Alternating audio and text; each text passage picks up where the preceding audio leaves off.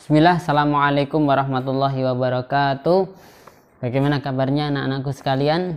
Semoga semuanya dalam keadaan baik dan sehat semua ya. Anak-anakku sekalian, di dalam video kali ini Ustadz tidak ingin menyampaikan materi sebagaimana biasanya ya, tetapi dalam kesempatan ini saya ingin menyampaikan untuk materi yang harus dipelajari untuk persiapan kita melaksanakan UTS ya, yang insya Allah akan dimulai besok hari Senin ya. Cepat sekali ya anak-anak, ternyata ya, tidak terasa ini sudah UTS. Nanti sebentar lagi semesteran ya, habis itu nanti ya ujian. Kalau bagi kelas 9 udah lulus ya, kayaknya belum lama ya sepertinya kita di pesantren ya. Tapi ala kulli hal nanti akan menjadi satu kenangan yang insya Allah kenangan anak-anak di pesantren dengan segala suka dan dukanya ya. Anak-anak kelas 9 tuh tidak akan pernah terlupakan seumur hidup insya Allah ya. Nah, langsung saja anak-anak kita ke pembelajaran hadis. Jadi untuk materi hadis besok mulai hari Senin UTS ya, itu ada 4 hadis yang menjadi bahan pembelajaran kita, yaitu hadis ke-31 pertama kali kita belajar dulu, 32, 33 dan 34 ya. Hadis ke-31 itu tentang hakikat zuhud anak-anak ya. Silakan nanti dipelajari dari setiap hadis ini. Misalnya nih di hakikat zuhud itu an Abi Abbas Sahal bin Sa'din As-Sa'idi radhiyallahu anhu qala ja'a rajulun ila Nabi sallallahu alaihi wasallam faqala ya Rasulullah dullani ala amalin idza amiltuhu ahabbani Allah wa ahabbani an-nas. Qala faqala izhad fid dunya yuhibbukallah wa izhad fi ma 'indan nas yuhibbukan nas ya. Kemudian hadis ini di hadis hasan yang diriwayatkan oleh Ibnu Majah wa ghairuhu bi asanid hasanah. Kita ulangkan kembali ya anak-anak ya, bahwa dipelajari untuk hadis ini yang pertama diriwayatkan oleh siapa ya. Seperti hadis ini diriwayatkan oleh Ibnu Majah. Sahabat yang pertama kali mendengarkan itu siapa? Misalnya di sini adalah Ibnu Abbas. Selanjutnya arti perkata dari hadis-hadis ini apa namanya dipahami ya. Misalnya nih izhad fid dunya, apa arti izhad? Misalnya zuhud lah gitu ya. Selanjutnya dipelajari juga makna atau isi kandungan hadis ini, baik yang ada di buku di sini silakan dibaca-baca, sama di video yang kemarin sudah kita sampaikan. Untuk pelajaran hadis silakan diulang-ulang kembali ya, karena kita juga mengambil sumber tidak hanya dari buku ini ya, kita dari sumber buku yang lain juga. Nah anak-anakku sekalian, jadi yang pertama tadi tentang hakikat zuhud ya, dipelajari apa itu zuhud ya. Kemudian di sini menceritakan tentang seorang yang dia bertanya kepada Rasulullah Sallallahu Alaihi Wasallam, wahai Rasulullah, dullani ala amalin idza amiltuhu ahabani Allah wa ahabani nas. Tunjukkanlah kepadaku satu amalan yang kalau aku mengamalkannya itu Allah akan mencintaiku dan juga manusia mencintaiku ya. Nah, ini anak-anak kita bisa amalkan ya. Apa petunjuk Rasulullah supaya kita dicintai teman-teman kita dan juga dicintai oleh Rasulullah, oleh Allah Subhanahu wa taala, yaitu zuhudlah terhadap dunia, maka Allah akan mencintaimu. Dan zuhudlah ya tentang apa yang dimiliki oleh manusia, maka dia akan mencintai. Maksudnya zuhud dunia itu ya, kita mengambil dunia ini sebatas yang kita perlukan saja ya, sebatas yang kita perlukan untuk akhirat ya. Kalau misalnya mau berangkat pengajian misalnya ya, yang dibutuhkan apa ya kendaraan yang memang untuk berangkat kajian tuh, nggak harus bergaya ya, nggak perlu kita minta berharap supaya dipuji orang, dihargai orang, dianggap wah ini wah gitu ya, enggak. Maka Allah akan mencintai kita ya, sebatas yang kita ini kan pakaian yang paling penting adalah menutup aurat ya. Indah boleh ya, Rasul juga mengajarkan indah. Allah suka dengan keindahan, tetapi bukan untuk pamer ya.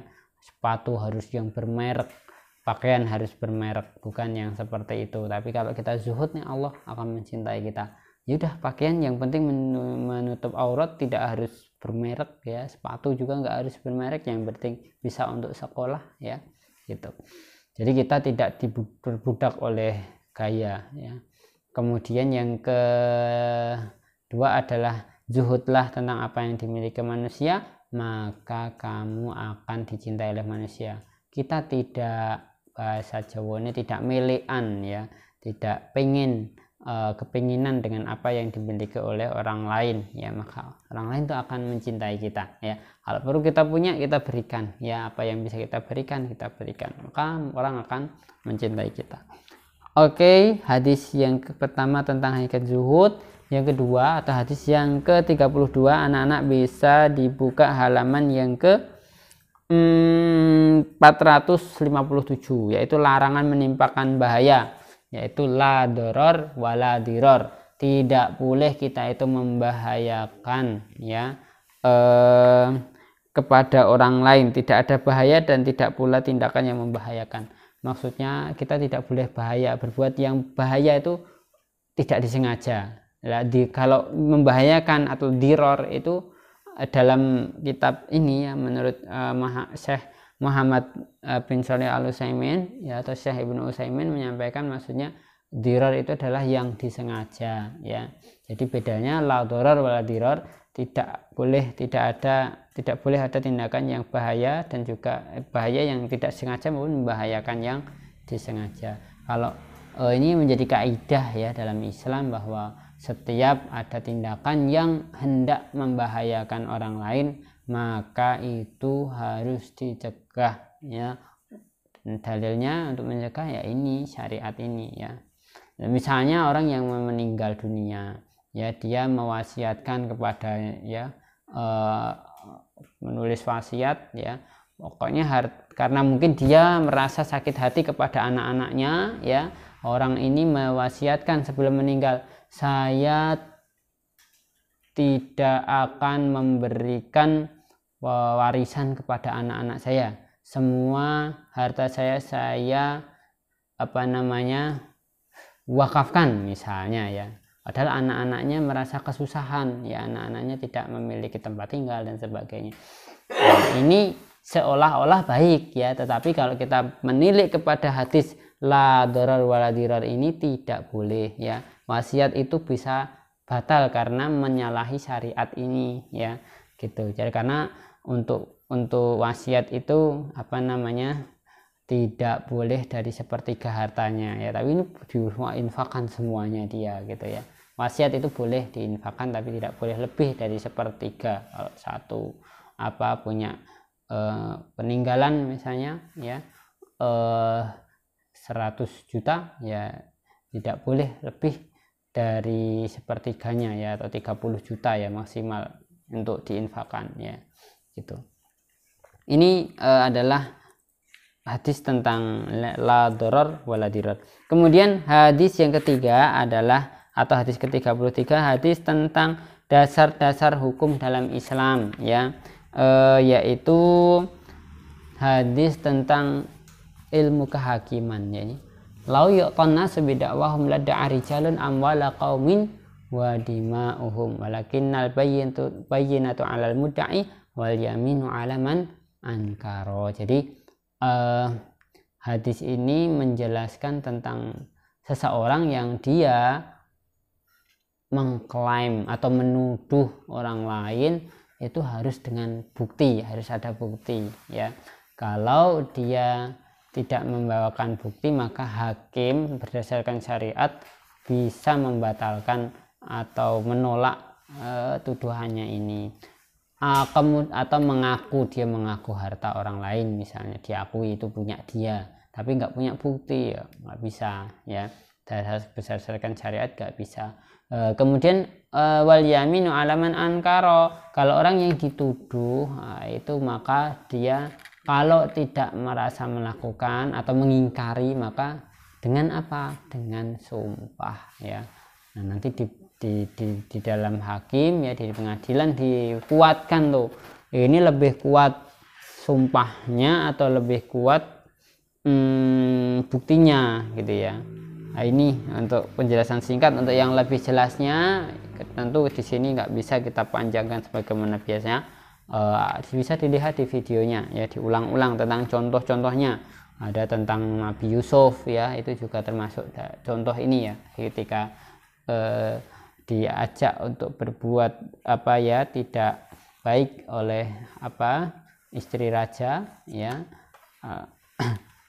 Itu juga kita sampaikan dulu di awal, silakan dilihat lagi videonya. Kemudian anak-anakku sekalian, hadis yang ke-34 atau yang terakhirnya adalah hadis tentang menyingkirkan kemungkaran ya. Kalau kita melihat kemungkaran, maka harus apa yang kita lakukan di sini ya, man ra'a minkum munkaran falyughayyirhu biyadihi, dengan tangannya. Fa idzam lam yastati fa bilisanihi, dengan lisannya. Fa illam yastati fa biqalbihi, dengan hatinya. Kalau kita melihat kemungkaran, kita harus merubahnya ya, dengan tangan, kalau nggak bisa dengan lisan, kalau nggak bisa dengan hati. Wa dzalika at'aful iman, dan dengan hati ini adalah selemah-lemah iman di dalam amar ma'ruf nahi mungkar ini ya. Jadi anak-anakku sekalian, ada 4 hadis ini yang harus dipelajari untuk pembelajaran kita. Jangan lupa saya sampaikan, diluruskan bahwa niat kita belajar ini adalah untuk menuntut ilmu, dan buah dari ilmu itu adalah rasa khasyah, rasa takut kita kepada Allah Subhanahu wa ta'ala. Jadi untuk ujian itu sebenarnya mencari nilai, bukan tujuan utama nilai itu ya, tetapi nilai itu adalah bukti kesungguhan kita dalam belajar. Kita nggak bisa mengaku-ngaku, oh, aku sudah belajar kitab hadis arba'in ini 40 hadis misalnya, atau 34 dari kelas 7 ya, berarti ada 34 hadis sudah tak pelajari semua, udah tahu semua. Tapi ketika diuji nggak bisa. Ini kan nggak bisa, sama saja dia belajar atau tidak, sudah pernah belajar atau tidak, itu kan nggak terbukti. Makanya dengan ujian ini nanti akan bisa dibuktikan kita belajarnya sungguh-sungguh apa enggak toh. Jadi orang yang dia sungguh-sungguh dalam belajarnya, dia akan sungguh-sungguh belajar, yang penting dapat ilmu nih gitu ya, otomatis nanti nilai biasanya mengikuti kalau serius. Kalau dia pencari nilai ya sepenting aku ngulik nilai sebanyak-banyaknya gitu ya, dengan cara-cara yang dilarang pun dilakukan ya. Padahal tujuan untuk ujian itu bukan mencari nilai, tapi hanya mengukur kemampuan kita. Anak-anakku sekalian, mungkin ini yang bisa saya sampaikan ya di dalam video ini. Semoga bermanfaat. Semoga Allah mempermudah segala urusan kita. Tetap semangat. Akhirul kalam. Assalamualaikum warahmatullahi wabarakatuh.